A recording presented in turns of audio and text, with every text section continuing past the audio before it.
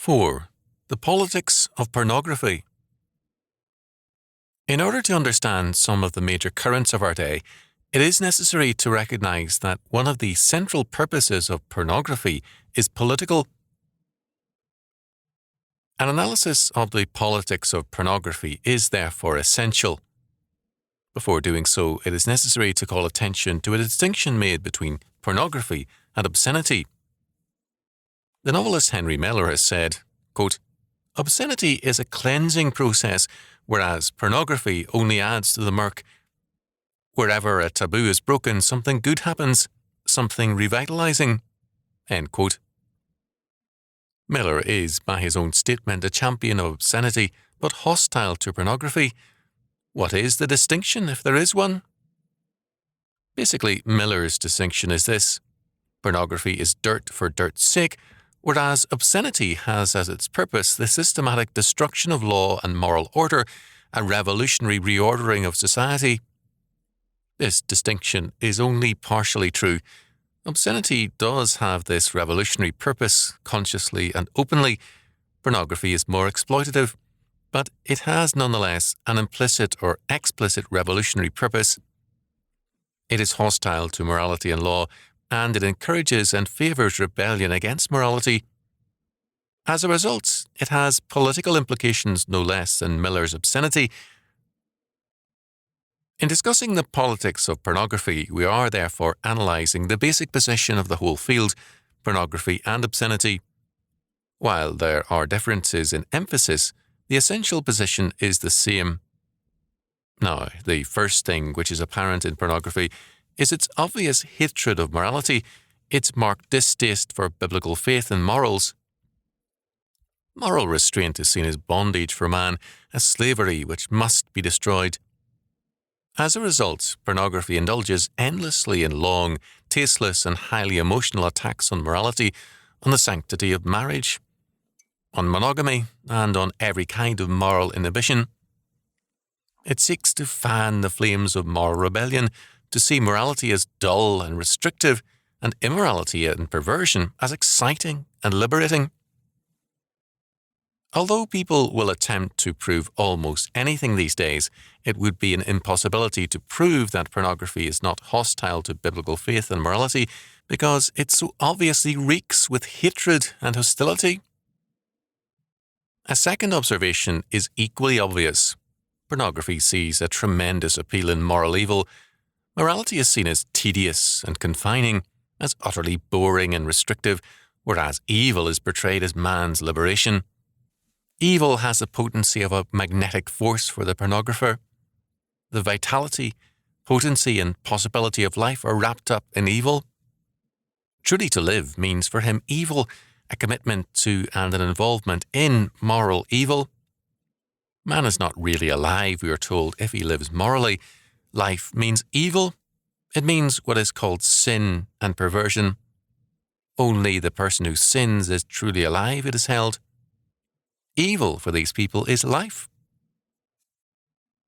Third, it can be further stated that for the pornographer, morality is death.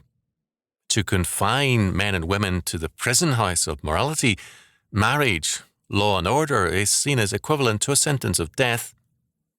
Since evil is life, morality is logically death, and this is the religious faith of pornography. The gospel for man is thus evil. Sin is the way of salvation and the way to life and liberty.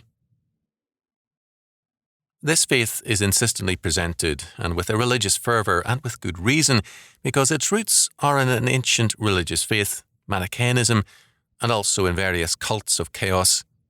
For this faith, sin is life.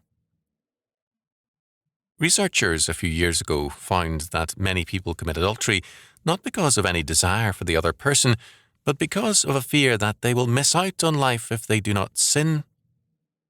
This is in essence the position of pornography. It offers sin and evil, and it declares it to be true life precisely because it is sin and evil. Fourth, pornography manifests a hostility to the very idea of law and morality. Law means, for it, something inhibiting and stultifying, a deadening restraint upon man. Morality is held to be the dead hand of the past, the fearful and death-oriented will of men bound to superstition and fear. The destiny of man is to be free from law, according to these men, and the way to be free is to begin by breaking the law, by violating morality. Man's freedom is to be free from law, free to do as one pleases, and the mark of this freedom is the deliberate violation of all law and order.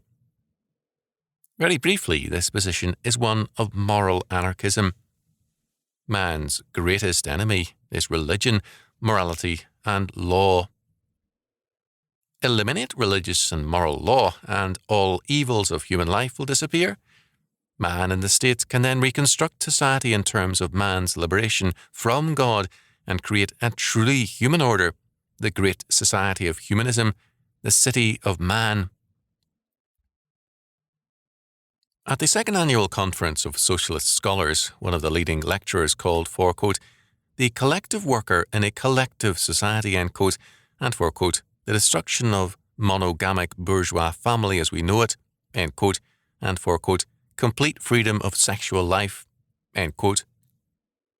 In other words, man's freedom, he stated, involves being, quote, exempt from worship, end quote, as well as morality. But man's freedom also involves a Marxist state. Slavery is religion and morality, and freedom is Marxist socialism. Moral anarchism is the tool and instrument of totalitarianism, of socialism and dictatorship.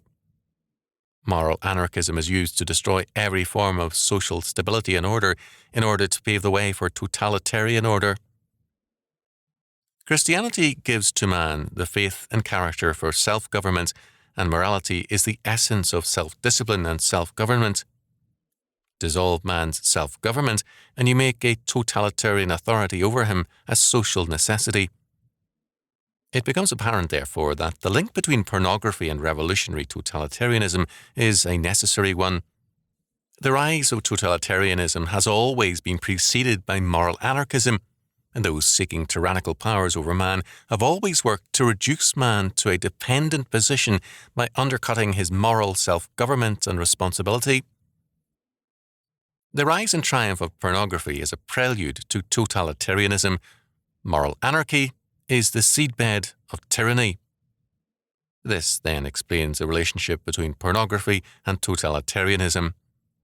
The champions of pornography talk loudly about liberty. Any legislation against pornography is protested as hostile to freedom of press and civil rights generally, but these same people are curiously silent about protesting the inroads of totalitarianism, of Marxism, into the social order. If they are interested in liberty, why not defend it against Marxism?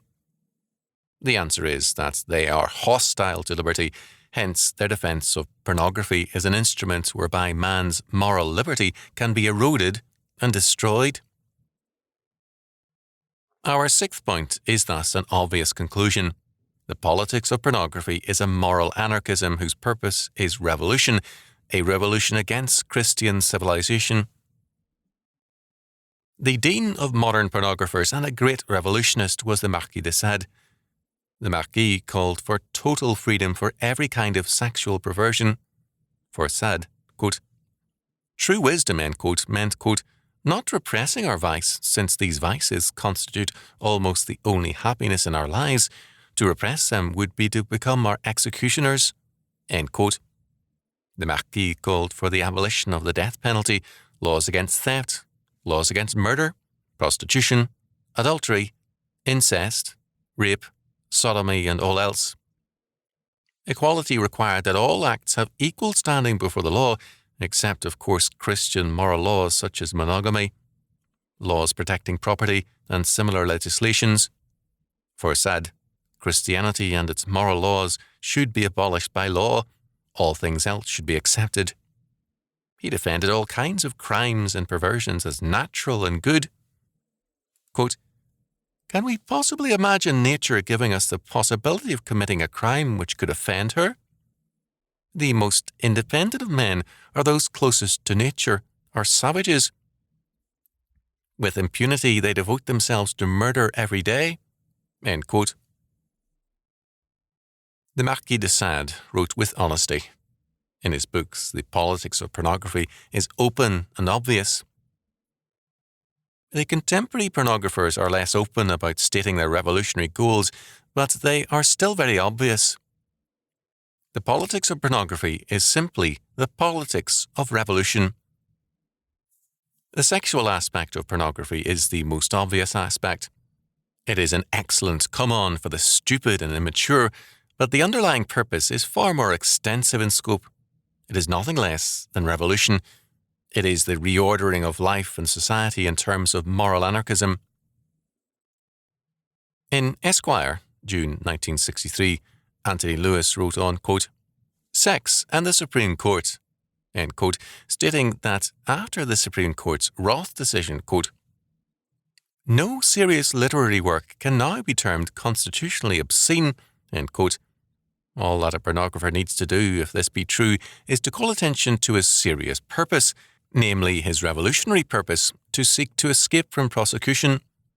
The, quote, "serious," end quote, purpose can be called sexual reform. Thus, in The New Leader for September 2nd, 1963, Stanley Edgar Hyman, writing on, quote, "In defense of pornography," end quote, wrote, quote, "These books may teach and encourage a wider range of heterosexual activity, oral and anal as well as genital, and should be welcomed if they do," end quote. In other words, the increasing defense of pornography is that pornography itself is a socially redeeming activity and is therefore its own justification. In short, the plea for pornography is becoming the fact that it is pornography.